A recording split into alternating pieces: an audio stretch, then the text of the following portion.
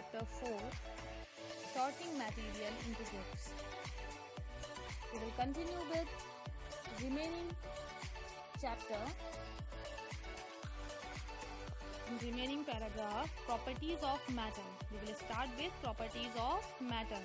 The three states of matter can be differentiated based on their properties. जो भी states हैं उनको differentiate किया गया है उनकी प्रॉपर्टीज के अकॉर्डिंग. Number 1, solid. सॉलिड में क्या होता है कि जो भी मॉलिक्यूल्स होते हैं, मॉलिक्यूल्स आर क्लोजली पैक्ड. जितने भी मॉलिक्यूल्स हैं आपको स्ट्रक्चर में दिख रहे हैं, ये कितने पास पास हैं, इनमें कहीं भी बीच में स्पेस नहीं होता, इसलिए इन्हें क्लोजली पैक्ड होते हैं. ये आसानी से फ्रीली मूव नहीं कर पाते, ना ही ओनली क्या करेंगे, ये वाइब्रेट कर पाएंगे. दैट्स वाई सॉलिड जो होते हैं वो रिजिड होते हैं और डेफिनिट शेप होता है. इनका शेप कैसा होता है, डेफिनिट होता है. It means a solid substance has a definite mass and volume. So we can say solid substance वो सब्सटेंस होता है जिनका मास एंड वॉल्यूम कैसा होता है, डेफिनिट होता है. वो वाइब्रेट कर सकते हैं, फ्रीली मूव नहीं कर सकते, वो क्लोजली पैक्ड होते हैं, उनका शेप जो होता है वो फिक्स्ड होता है. ये कभी भी इनके अंदर जो इंटरमॉलिक्यूलर फोर्स है वो बहुत ज्यादा होता है और ये अपना शेप रीगेन कर लेते हैं इनके बीच से जब फोर्स रिमूव किया जाता है. मतलब इनको मेल्ट करेंगे तो ये शेप दूसरा चेंज कर देंगे, उसके बाद ये क्या करेंगे, रीगेन भी कर सकते हैं. Liquid. Liquids matter is in its liquid state has a definite mass and volume. Matter का एक दूसरा फॉर्म है लिक्विड, जिसमें मास एंड वॉल्यूम जो है वो डेफिनिट होता है, बट शेप कैसा होता है, इनडेफिनिट होता है. शेप कैसा होता है, इनडेफिनिट. इट मीन्स ये किसी भी कंटेनर में फिल किया जाएगा, ये उसी का शेप ले लेता है. लिक्विड्स जो है ये इनके मॉलिक्यूल्स के बीच में जो इंटरमॉलिक्यूलर फोर्स होते हैं, इनके बीच में जो फोर्स होते हैं वो कम होते हैं, इसलिए ये लूजली पैक्ड होते हैं. वो क्लोजली पैक्ड थे, ये लूजली पैक्ड होते हैं. So we can say liquid flow and do not have definite shape. Liquid flow करता है, डेफिनिट शेप नहीं होता है. एग्जाम्पल हो जाएंगे water, milk, oil etcetera. Gases की अगर हम बात करें, gases is the lightest states of matter.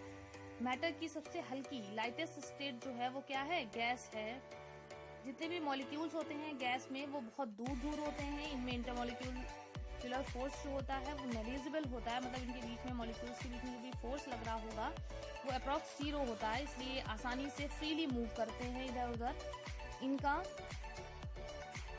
ना तो वॉल्यूम डेफिनेट होता है, ना ही शेप डेफिनेट होता है. गैसेस जितने भी हैं वो कंप्रेस करके किसी भी कंटेनर में फिल की जाती हैं. All gases spread in available space. जैसे ही इसको स्पेस मिलेगा ये क्या करेंगी, गैसेस पूरे स्पेस में फैल जाएंगी.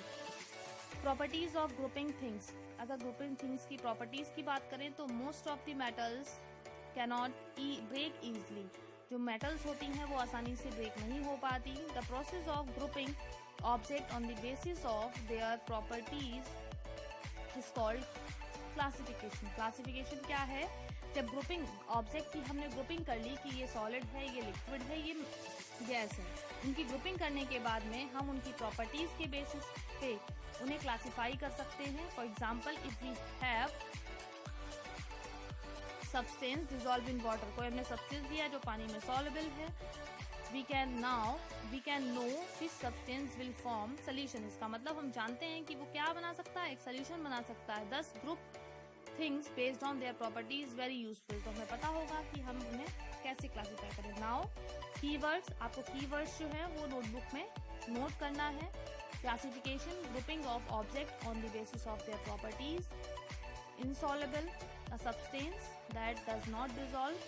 Luster, shine, material through which light can pass, cannot pass. वो होंगे. और opaque आपको पता है, soluble वो होते हैं जो डिसॉल्व हो जाते हैं. Translucent वो होते हैं जो पार्शियली मटेरियल जिससे पार्शियली लाइट पास होती है. ट्रांसपेरेंट वो होते हैं जिनसे कंप्लीट लाइट पास होती है.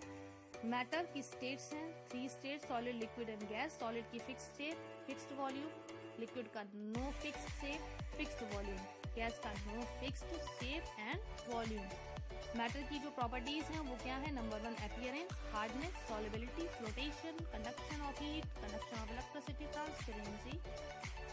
तो ये आपको अपनी नोटबुक में फ्लो चार्ट बनाना है. Next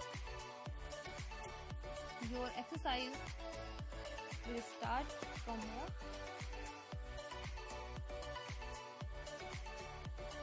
Number 1, tick the correct option.